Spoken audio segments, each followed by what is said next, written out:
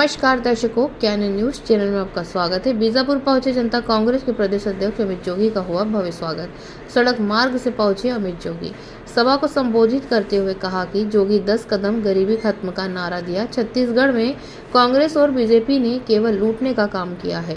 अब छत्तीसगढ़ की जनता जान चुकी है कि अब और नहीं होगा। आला कमान की बात, जनता ही मेरे आला कमान होंगे। नोट उनका लेना है, पर वोट आपके बेटे रामधार जुर्री को ही देना है। जय बस्तर, जय जय बस्तर। नागर चलेगा बीजापुर चलेगा, नागर चलेगा बीजापुर बढ़ेगा। इस दौरान हजारों की संख्या में कार्यकर्ता रहे। राजेश झाड़ी की खास रिपोर्ट। के लिए मैंने दोनों पार्टियों का घोषणा पत्र पढ़ा। 3100-3200 का नहीं है, 3100 बोल रहे चावल, वो 3200। हाँ, आगे सवाल काउंटर कर लेना, कह रहा हूँ 4 लाख टारगेट वाला। हमारे जो शपथ पत्र है, जो 100 रुपये के स्टैम्प पेपर में मैंने शपथ पत्र भरा है, जिसमें मैंने कहा है मेरी लड़ाई ना तो कांग्रेस के खिलाफ है, ना भाजपा के खिलाफ है। मेरी लड़ाई केवल और केवल गरीबी के खिलाफ है। उसमें मैंने एक शपथ ये भी ली है कि जिस दिन छत्तीसगढ़ में नेता नहीं बेटा की सरकार बनेगी, उसी दिन से बस्तर प्रदेश की उपराजधानी होगा। यहीं पर हाईकोर्ट का खंडपीठ खुलेगा और यहाँ से एक उप मुख्यमंत्री भी बनेगा। वनोपज को लेकर किसी पार्टी ने तेंदुपत्ता को छोड़ दे तो बाकी जो वनोपज है, कोदो, कुटकी, महुआ, रागी, ये जितने और जो होते हैं वनोपज, उनके बारे में, चार, चिरौंजी, उनके बारे में किसी ने कुछ नहीं लिखा है। हमारी सरकार सबका वनोपज जोगी वन धन योजनाओं की अंतर्गत वन धन समिति हर गांव में बनाएगी और उसके माध्यम से हम समर्थन मूल्य में खरीदेंगे। अभी जो किसानों की वाहवाही लूट रहे हैं, झूठी वाहवाही लूट रहे हैं, कर्जा माफी उन्होंने क्या करी? केवल जो सहकारिता बैंक में किसानों का शॉर्ट टर्म, मीडियम टर्म, जो लघु और मध्य अवधि का लोन था, उसी को माफ किया है। जो राष्ट्रीयकृत बैंक हैं उनके लोनों को तो छुआ भी नहीं। मेरी सरकार सबका लोन, जिसमें किसान भी हैं, मजदूर भी हैं, ऑटो चालक हैं, छोटे छोटे व्यवसायी हैं, हम सबका लोन जितना भी कर्जा है वो माफ करेंगे। बीजेपी ने कहा हम 3100 में धान खरीदेंगे, कांग्रेस ने कहा 2640 में, लेकिन 3200 हो गया, अभी घोषणा पत्र जारी हो गया। अच्छा, तो उन्होंने अपना फिर बदल लिया, 3200 बोल दिया। लेकिन मैं तो 55 दिन से बोल रहा हूँ 4000 रुपये में मैं धान खरीदी करूंगा। 4000 रुपया ना बीजेपी छुपाई ना कांग्रेस छुपाई। ये है फर्क। मैं बार बार बोलता हूं कि बहुत बड़ा अंतर है। नेता नहीं बेटा बेहतर है। सर, आदिवासियों के लिए तो विशेष रूप से जो हमारी जोगी लखपति योजना है, जितने भी आदिवासी परिवार हैं, जितने भी अनुसूचित जाति के परिवार हैं, अति पिछड़ा वर्ग के परिवार हैं और जो आर्थिक रूप से कमजोर परिवार है, चारों कैटेगरी के लोगों को अपना रोजगार करने के लिए, अपना व्यापार करने के लिए मेरी सरकार हर परिवार को 5-5 लाख रुपया एक मुश्त अनुदान देगी। सर, छत्तीसगढ़ क्या कहेंगे?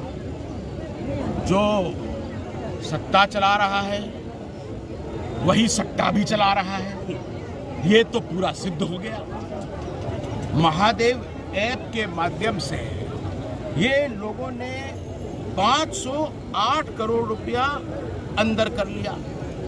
ये एक बहुत ही संगीन अपराध है और मेरी ईडी से यही मांग रही है कि ये जो आपने अमाउंट बताया है, ये जितने भी भूपेश बघेल जी और उनके सहयोगी हैं, जिन्होंने छत्तीसगढ़ को केवल चाहे रेत हो, चाहे कोयला हो, चाहे जंगल हो, चाहे जमीन हो, चाहे शराब हो, चाहे सट्टा हो, यहाँ तक कि गोबर भी नहीं छोड़ा, हर चीज में घोटाला किया है। इस गैंग की जितनी भी बेनामी संपत्तियां हैं देश भर में, पूरी दुनिया में जगह जगह इन्होंने संपत्तियां बना रखी हैं, पैसा यहाँ रखा है, वहाँ रखा है, सब को कुर्क किया जाए और वो राशि छत्तीसगढ़ के राजकोष में जमा की जाए ताकि हम लोग गरीबों का आवास बना सकें। दिन के भीतर आदरणीय राहुल गांधी जी ने कहा था कि सबका नियमितीकरण हो जाएगा, नहीं तो मैं मुख्यमंत्री बदल दूंगा। अरे 2.5 साल फॉर्मूले में तो मुख्यमंत्री बदले नहीं। मुझे 10 दिन की जरूरत नहीं है। मैं छत्तीसगढ़ के टाइगर, छत्तीसगढ़ के शेर अजीत जोगी जी का लड़का हूँ। उनका खून मेरी रंगों में दौड़ रहा है। मुझे मालूम है कैसे करना है। जिस दिन हमारी सरकार बनेगी 10 मिनट के भीतर चीफ सेक्रेटरी को बुलाऊंगा और सबके नियमितीकरण के आदेश पर मैंने जो भविष्य में ऐसी दुर्घटनाएं ना घटे वो सुनिश्चित किया है। और जहां तक ऐसे आदिवासियों की आपने बात करी है, उसमें आदिवासी भी हैं और दूसरे समाज के भी लोग हैं जिनको फर्जी इनकाउंटर में मारा गया। सिलगेर की घटना हुई। हर एक नक्सली घटना के बाद एक न्यायिक जांच तो गठित हुई है, लेकिन सिलगेर एक ऐसा प्रकरण है। अभी सुकमा में 4 लोगों को मार दिया गया। वहां पे ऐसे प्रकरण मिल रहे हैं कि जहां पर न्यायिक जांच भी सरकार कराने को तैयार नहीं है। मुझे याद है जब सिलगेर की घटना घटी थी, उसी समय वहां जाके बोल चुका। नक्सलवाद पर क्या कहेंगे आप? नक्सलवाद में मैं कितनी बार बोल चुका हूं, पर आप पूछ रहे हो 1000 एक बार बोल दिया, 1000 दूसरी बार भी बोल देता हूं। बार बोल दीजिए सर। हाँ, वही बोल रहा हूं। जी। ये नक्सलवाद जो है ये केवल लॉ एंड ऑर्डर की समस्या नहीं है। ये इसके कारण जो है इसके आर्थिक पहलू है, इसके सामाजिक पहलू है और इसके राजनीतिक पहलू है। सब पर काम होना पड़ेगा। मेरा अंतर्मन से मानना है कि नक्सलवाद सरकारों ने क्या पत्रकार सुरक्षा कानून बनाया है, जैसे इनका घोषणा पत्र है, केवल ये कागजी कार्रवाई हुई है, कागजों में है, कहीं पर लागू नहीं होते दिखता। अभी यहाँ बीजापुर में 4 पत्रकारों ने क्या अपनी बात दमदारी से रख दी, उनको यहाँ के एसडीएम ने नोटिस भेज दिया। यानी पत्रकारों की आवाज दबाने का पूरा प्रयास किया जा रहा है, पर ये